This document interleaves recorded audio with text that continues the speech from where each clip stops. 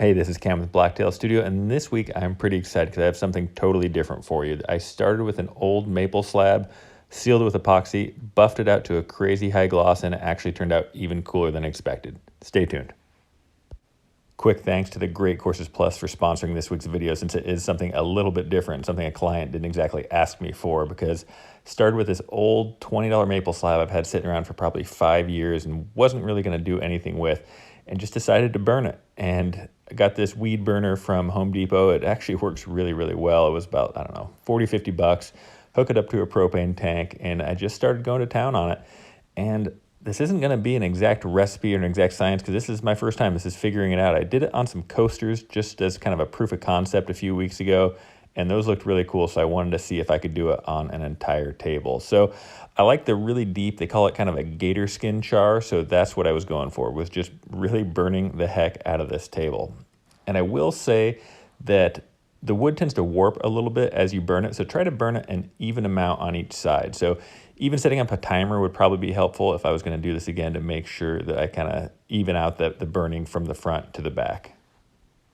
Believe it or not, the slab actually didn't really want to catch on fire, which is a good thing. We just wanted to char it. We didn't want to completely set it on fire, but I was still extra careful, hit it with the hose to cool it off after I was done charring it, just so it didn't keep smoldering through the night.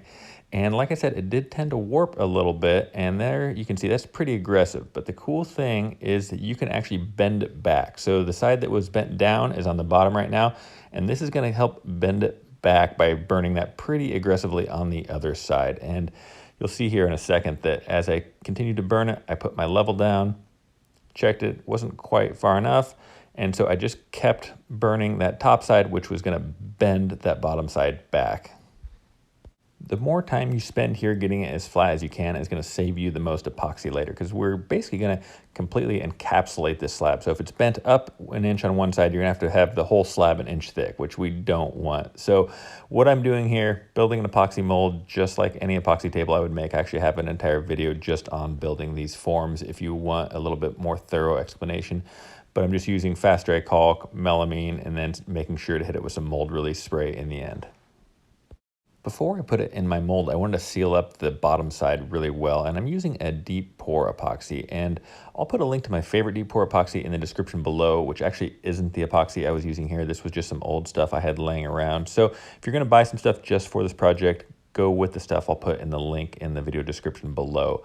And I will say, don't pool it on here. I actually got a little bit thick in some areas as I was sealing it up, and I'll show you why you don't want to do that later.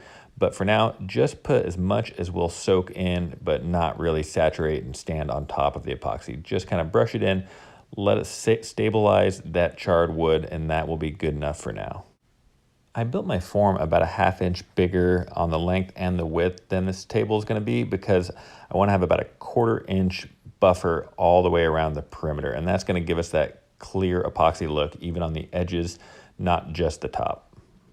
One thing I didn't mention is make sure the wood is good and dry if you did hose it off, because you do not want to be pouring epoxy over wet wood. You would have tons of problems. I would actually be really curious to see what would happen, but I know it wouldn't be good. So make sure your wood is perfectly dry. Some of you are probably wondering, why do we need to seal the wood up like we're doing here? Why can't you just pour the entire thing right now? And the reason is bubbles, and epoxy and bubbles seem to go hand in hand. So what we're doing here is we're just sealing the wood up. If I was to just completely encapsulate it now, it would just be an absolute sea of bubbles, because they would stick to all of that charred wood. And so right now we're just stabilizing the hardwood, and then we can come back and do our deep pour. And you can actually see here in the end that I left too much pooled up at this point, which caused a lot of little micro bubbles. So lesson learned, only get as much as the wood will saturate, kind of soak it up. Do not pool any epoxy on it at this point. Like you see there to the left, how it's kind of pooled up, that those left some pretty aggressive micro bubbles, which didn't look great in the end. I let that slab cure for about a week before coming back to mix up the epoxy for my top coat or deep pour epoxy that I'm going to be doing. And while I was doing it, I actually had something I had never experienced before. And I'll show you kind of a problem I had and then a solution I came up for that actually worked in the end. This was a chill epoxy, if you're curious, and it's not my favorite epoxy, but I've used it on some projects in the past. But you can see here, there was just all this debris floating in it. And I'd never seen it, didn't know what to do with it. But I did know in the past, heat fixes a lot of problems with epoxy. So warmed up a bath, got it really hot to see if it would actually kind of melt, because I've seen crystallization, kind of these sugary deposits in epoxy. And believe it or not, got it up to about 100 degrees and it all went away and it was crystal clear. So if you experience something like this, try warming up the epoxy and that usually works. And what I'm doing now is just submerging the entire slab in epoxy. And if you're confused by this angle, so am I. I don't know if I was trying to get artsy or if my dog ran into the tripod or what happened, but this is the best footage I have of it. So I apologize for the footage, but right now I'm just submerging the entire thing about a 1/4 inch over the top of the epoxy and then just covering it up to make sure no loose debris falls in it while it's curing, which will take about 3 days. So a few days later, came back, and at this point, it came apart pretty much just like any of my epoxy tables. I don't think I showed putting the mold release on, but make sure you don't miss that step. Definitely want mold release on your forms if you're ever going to pour any epoxy with this melamine. I have a planer that is 20 inches wide, but I believe this table was about 21 inches wide, so it's too big for my shop. And I was going up to Creative Woodworking in Portland, a big commercial shop that lets me use their 50-inch planer for a pretty small fee. So you can see I got a couple tables I'm taking up there, and a lot of people ask, is the epoxy a lot harder on the planer blades and these wide belts? And yeah, it is a little bit harder, but it's not terrible. It does surface pretty much like wood. I don't think I really ever get any chip out, which is a question I get a lot. So they are just running it through. It's actually a planer and 2 wide belts on there. I believe it's 80 and 120 grit. So they are going to get it nice and flat for me, and then I can take it from there. I know I talk about a lot of random tools, a lot of random products that probably isn't exactly clear to everybody. Some of the epoxies I use aren't a traditional epoxy. A wide belt sander isn't something everybody has seen. So if something isn't clear, please don't hesitate to ask me in the comments below, because if you look at my past videos, you realize I respond to basically 100% of all the questions and comments in there. The only thing I ask is that if you like this video, if you learned something from it, if you enjoyed watching it, please just hit that subscribe button, that little bell up in the corner right now, and that will help me keep making more content just like this. You can see there the track saw is a great tool, but even it has its limits, and I actually completely clogged it up with these epoxy shavings, which is kind of a nightmare dealing with epoxy, working with this type of stuff, but it is part of the process. So it's harder on the sandpaper, it's harder on the planer blades, it's harder on the saw blades, it clogs everything up. But if you want to do something really different, this is just kind of the cost of operation.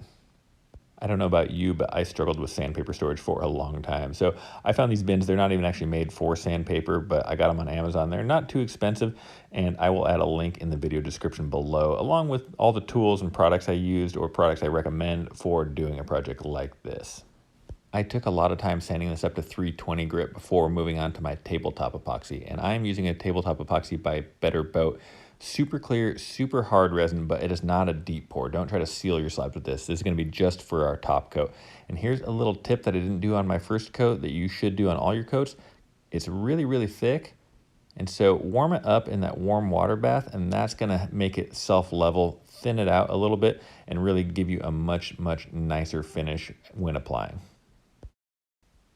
This first pour, I made a few mistakes, and the first mistake I made was not using that warm water bath, which caused the epoxy to be a little thicker, which actually made more bubbles, which is why it looks so white there, which isn't a big deal. I was able to pop them with a torch pretty easily, but it made it a little bit thicker. So in the end, after it cured, it didn't level super well, and my next pour after this went much better, but lesson learned on this first pour.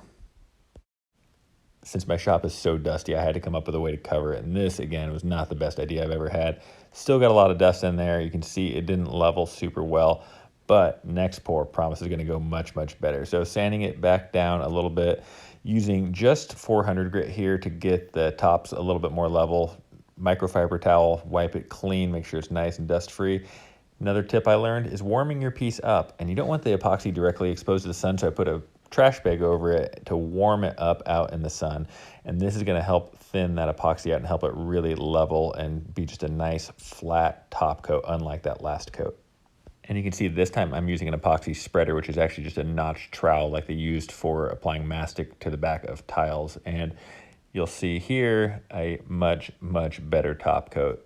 Super flat, super clear. Really happy with how this turned out here. Even if you did your pour in a completely clean room, you're still gonna get tiny little dust nibs, little tiny hairs that land on this while it's curing over about that 12 hours. So I'm doing the old automotive thing and just wet sanding it. And I'm starting with 800 grit, sanding out any of those little dust nibs, trying to get it pretty flat, and didn't take a ton of time here, probably an hour total sanding from 800 up to 1200 grit. And that's gonna give me a good enough sanding pattern to move on to my polishing compound. I should mention, I am not an automotive guy. I'm not a professional at cutting and buffing like this. So don't take this part of the video as an absolute end-all tutorial on how to buff up to a high gloss. Worked out pretty well for me. Overall, I was pretty happy with my effort, but again, it probably wouldn't fly if you're buffing out a Lamborghini or something.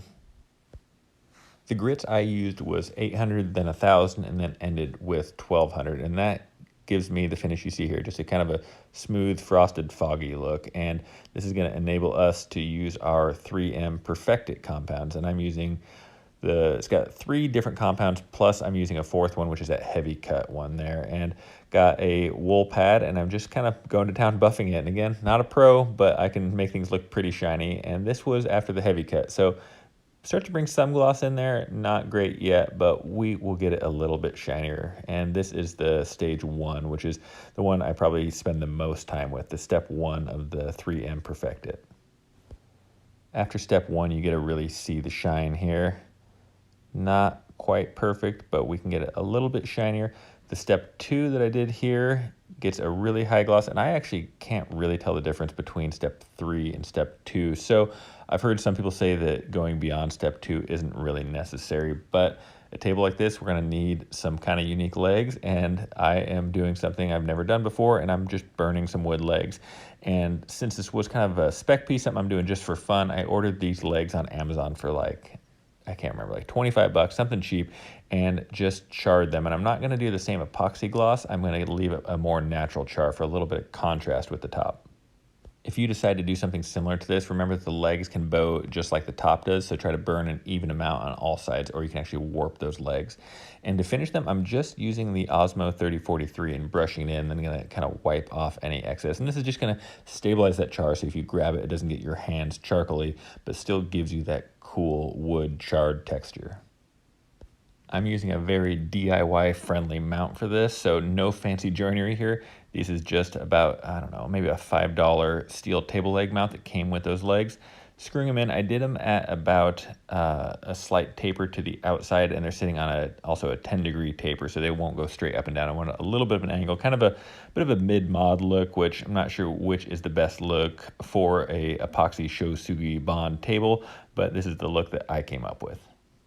I will probably actually use this piece to hang on a wall instead of actually using it as a coffee table, but I wanted to kind of give you guys some inspiration of what you could do if you want to make a similar table. And I haven't addressed that burnt spot in the front right corner, which was actually a mistake. That wood was kind of warped and twisted up, and so when I planed it down, it exposed some wood, and I actually ended up loving it. It was one of my favorite parts of the table. So if I did another one of these tables, I might try to induce more of that warping, more natural wood, so you could see it float into the char. But I'd like to know what you guys think. If you think that looks awful, my wife actually hates that spot, but I think it's pretty cool. So let me know if you like the contrast, or if I should have done it more consistent and all char all the way across.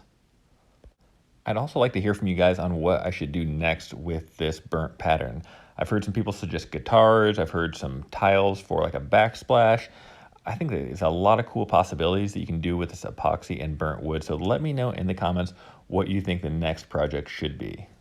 And if you're a regular to my videos, you know that every week I like to give a little bit of credit to the people that actually watch the entire video. So this week, start your question or comment with your favorite tool or your favorite tool brand, and I will know you watched the entire video, and I promise I will get to all of your questions or comments first. And thanks again so much for watching. If you liked this video, please subscribe for more just like it. Have a great week.